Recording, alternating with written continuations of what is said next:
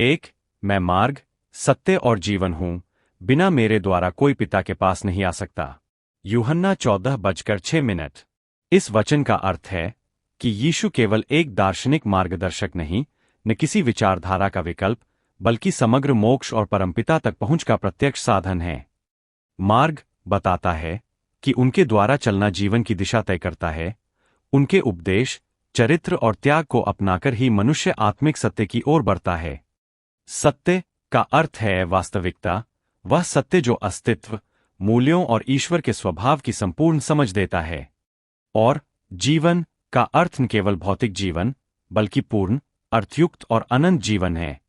एक ऐसा जीवन जो भय, अनिश्चितता और आत्मिक मृत्युतुल्य अनुभूतियों को पार कर जाता है। इस वचन का व्यावहारिक आग्रह है अपने विश्वास, मूल्य और निर्णयों में यीशु के उदाहरण और शिक्षा को केंद्र बनाना। 2. हे सब परिश्रम करने वालों और बोझ से दबे लोगों, मेरे पास आओ, मैं तुम्हें विश्राम दूंगा। मत्ती 11:28। यह एक निमंत्रण है, कठोरता से बेचैन मनुष्यों के लिए आराम का वचन। यहां परिश्रम केवल शारीरिक श्रम नहीं, बल्कि जीवन की वे चिंताएं, अपराधबोध, अज्ञानता और अकेलेपन के बोझ है। यीशु यह कहते हैं कि उनके साथ संबंध बनाने से आत्मा को ऐसा विश्राम मिलता है जो दुनिया के साधन नहीं दे सकते, मस्तिष्क का शांति, आत्मिक समत्व और लक्ष्यों का पुनर्संतुलन।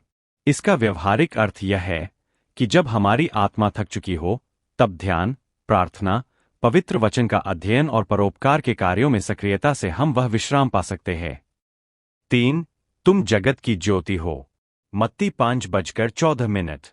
यह वचन हर अनुयायी को प्रत्यक्ष दायित्व का स्मरण कराता है, अपने जीवन से दूसरों के लिए मार्गदर्शक और प्रेरणा बनना। ज्योति का अर्थ है सत्य का प्रकाश, करुणा का प्रकाश और न्याय की रोशनी जो अंधकार में राह दिखाती है।